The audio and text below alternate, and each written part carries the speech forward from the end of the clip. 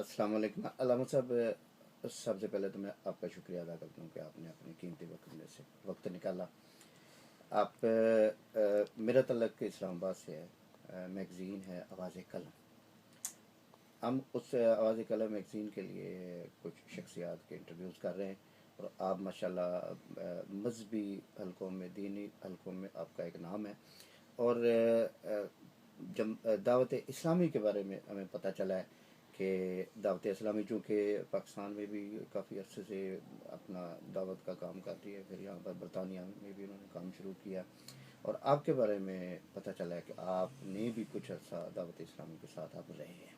تو کچھ اس سفر کے بارے میں بتائیے، کیسے سفر شروع ہوا، اب کیا ہوا، کیوں آپ نے چھوڑا؟ جی جی، بسم اللہ الرحمن الرحیم. آپ نے پاکستان کی ایک بہت بڑی اسلامی جماعت دعوت اسلامی کے بارے میں پوچھا ہے. اس میں کوئی شک نہیں کہ میرا نظریاتی طور پر تو آج بھی ان کے ساتھ تعلق ہے، اور جو کوئی بھی تنظیم جماعت ہمارے مسلک کی کسی بھی میدان میں کوئی کام سر انجام دے گی، بحیثیت مسلمان اور ایک سنی ہونے کی حیثیت سے میں اپنے اوپر لازم سمجھتا ہوں کہ میں اس کی اخلاقی اور جو بھی میں حمایت کر سکوں اسے جاری رکھوں. اس اعتبار سے میں اپنے آپ کو آج بھی ان کے بہت سارے کاموں کی وجہ سے سپورٹ کرتا ہوں. ٹھیک.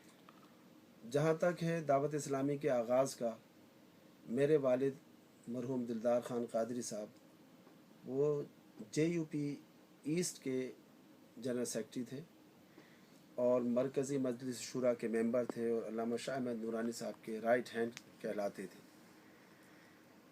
تو انہوں نے مجھے خود یہ بات جو مجلس شورا کی ہے بیان کی کہ جب جماعت اہل سنت کے ٹکڑے ہونا شروع ہوئے، مختلف دھڑے بنے، تو یہ بات محسوس کی گئی کہ ہمارا ایک ایسا پلیٹ فارم ہونا چاہیے جو کسی گروپ یا دھڑے کے ساتھ نہ ہو، اور ہمارے مسلک کے فروغ کے لیے، عقائد اہل سنت کے فروغ کے لیے غیر سیاسی طور پر متحرک رہے، اور تمام جماعتیں، تمام ہمارے جو عقیدے کی مختلف چھوٹی چھوٹی جماعتیں بن گئی ہیں، وہ سب اس کو سپورٹ کریں، اور وہ خود کسی کو اپنا اس کا گروپ کا حصہ نہ جانے.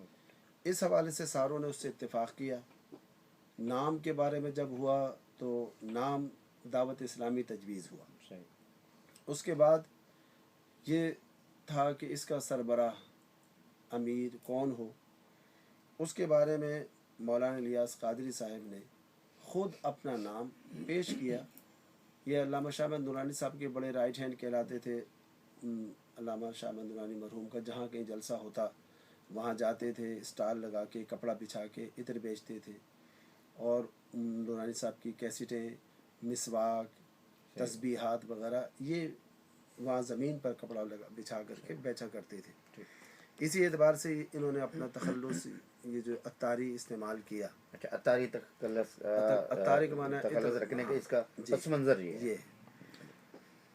اب تو انہوں نے خود یہ بات کہی کہ جس طرح تبلیغی جماعت ہے اس کے بانی مولانا الیاس صاحب ہیں، تو اس کے لیے میں الیاس قادری تیار ہوں، کیونکہ پیٹرن وہی رکھنا ہے کام کا، لیکن ہمارے مسلک کا فروغ ہے وہ اپنے جو ان کے قائد ہیں ان کو فروغ دیتے ہیں.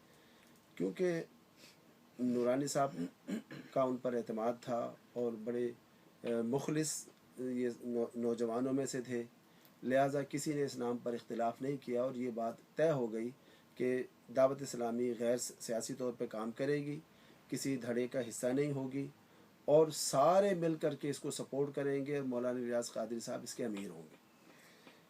اس حوالے سے کام شروع ہوا. پہلا جب سال ہوا اور انہوں نے اپنے اس سال کے اینڈ پر ایک بہت بڑا پروگرام رکھا.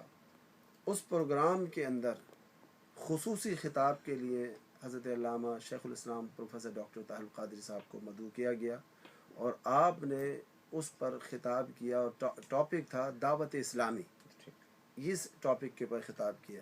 مجھے بھی اس پروگرام میں شریک ہونے کی سعادت نصیب ہوئی، اور وہ پروگرام ککی گرانڈ میں ہوا، اور بہت بڑا اجتماع تھا، اور ہر طرف سے बसें आ रही थी, उधर से झंडे लेकर के लोग नारे लगाते हुए उसमें आ रहे थे। एक बड़ा अजीब रूहानी मंज़र था।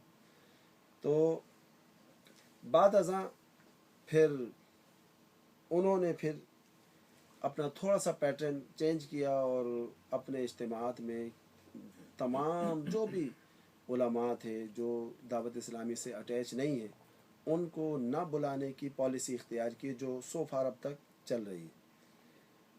तो दावत इस्लामी ने बहुत अच्छा काम किया अक़ीदे के एतबार से और सुन्नियों में बेदारी के एतबार से, नौजवानों को दीन की तरफ राग़िब करने के एतबार से बहुत बड़ा कंट्रीब्यूशन है कि हमारे सुन्नी हज़रात जो गैर अमल बेअमल कहलाते थे उनको नमाजी बनाया, उनके सरों पे अमामे सजाए और उन्हें मुबल्लिग बनाया। तो ये जो है एक अच्छी कंट्रीब्यूशन है। और यहाँ पर आने के बाद उन्होंने यहाँ पर भी ये काम जारी रखा और अल्हम्दुलिल्लाह उनके यहाँ पर ब्रेडफोर्ड में बहुत बड़ा मरकज़ है। इसके अलावा बाकी कई शहरों के अंदर भी मराकिज़ और मसाजिद बन चुके हैं। तो इस एतबार से जो मैंने आपने कहा कि मेरा जो ताल्लुक़ था वो कैसे, फिर मैं मिनहाजुल कुरान 1985 में चला गया हुसूल तालीम के लिए। और जब मुल्तान के अंदर जलसा हुआ इनका पहला, उस जलसे में मैंने बाकायदा वहाँ से मिनहाजुल कुरान से तलबा का वफ़द लेके शरीक हुआ। और उस वक्त तक भी मेरी इसी तरह अटैचमेंट रही। हालांकि बाज़ ऐसे नाखुशगवार वाक़यात मिनहाजुल कुरान और दावत इस्लामी के हुए जो कि मैं यहाँ बयान नहीं करना चाहता, लेकिन इसके बावजूद मेरी अपनी तबीयत है कि मैं कोई भी अच्छा काम अगर कर रहा है उस पे उसकी हिमायत को पसंद करता हूँ और जो खामियां हों उसको हाईलाइट करना पसंद नहीं करता। लेकिन क्योंकि अब मिनहाजुल कुरान से मेरा एक मुकम्मल अटैचमेंट हो गई थी और उनके लिए मैंने मुख्तलिफ़ ज़िम्मेदारियों पे काम भी किया, इसलिए फिर ये मेरे लिए मुमकिन नहीं था कि बैक पर दो तंजीमों अमलन में शरीक होता। इसलिए उन दो में से किसी एक के साथ रहना था, क्योंकि मेरी सारी जो तालीमी तरबियत है ये मिनहाजुल कुरान में हुई। 8 साल मैंने वहाँ पर दरस निज़ामी में सर्व किए, इसलिए फिर मेरी वही पहचान बन गई। लेकिन बहरहाल मेरी अभी तक उनसे जो है ज़हनी और अंडरस्टैंडिंग है और मैं उनके काम की जो है को पसंद करता हूँ जो वो मुख्तलिफ़ अंदाज से करते रहे। दावत इस्लामी का आगाज़ कराची से हुआ क्योंकि मेरा ताल्लुक़ भी कराची से है। मौलाना इलियास कादरी साहब उस वक्त जाम मस्जिद शहीद जो खारादर में है वहाँ पर आप इमामत वग़ैरह करते थे और दर्स वग़ैरह का सिलसिला भी होता था। वो ये इब्तिदाई ज़माना है जब 20-25 अफराद उनके दर्स में हुआ करते थे। और बारहा ऐसे मौक़े हुए कि हम क्योंकि मुख्तलिफ़ जगहों पर घरों में भी प्रोग्राम होते थे, तो अमीर अहले सुन्नत मौलाना इलियास कादरी साहब मेरे साथ मोटर बाइक पर जो है वो सफ़र किया करते थे और मुख्तलिफ़ घरों में हम जाते और वो प्रोग्राम हुआ करते थे। मेरा ताल्लुक़ कोरंगी से है। वहाँ के बहुत सारे अहबाब हमारे इसके चशमदीद गवाह हैं जो उन प्रोग्रामों में आते और हम मिलाया करते, जिनमें मौलाना इशफाक़ साहब हैं, सिराज साहब हैं और इसी तरह रिजवान साहब हैं। कई ऐसे अहबाब हैं जो आज भी मतलब दावत इस्लामी से वाबस्ता हैं और वो काम कर रहे हैं। तो उसके बाद फिर यही जो है हफ्तावार इज्तिमा सोल्जर बाज़ार में जो मौलाना शफीक कालवी साहब की मस्जिद है गुलजार हबीब, वहाँ शुरू हो गया और वहाँ पर मेरा रेगुलर जाना आना रहा। फिर उस इज्तिमा में इतनी बरकत हुई कि वो मस्जिद तंग हो गई और सफ़े रोड पर बिछा करती थी। तो कई साल मेरा वहाँ आना जाना रहा। इस एतबार से जो इब्तिदा दावत इस्लामी की हुई, जहाँ बनने का मामला हुआ उस मीटिंग में मेरे वालिद खुद शरीक थे, जहाँ नाम का इंतखाब हुआ, अमीर का इंतखाब हुआ और इब्तिदा में जो काम वगैरह हुआ उसके अंदर इज्तिमात करने, प्रोग्राम करने, डोर टू डोर जाना, घरों में प्रोग्राम करना, मौलाना इलियास कादरी साहब को दावत देना, उनको लेके आना, मुख्तलिफ़ जगह पे जाना, इसमें मैं बड़ा जो है आगे आगे शरीक रहा और अल्हम्दुलिल्लाह मैंने जो भी किया उस पर मुझे खुशी है। अल्लाह ताला उसे कबूल फ़रमाए और दावत इस्लामी के लिए दिल से दुआ निकलती है कि अल्लाह ताला इनके नौजवानों में और इखलास दे, इसे और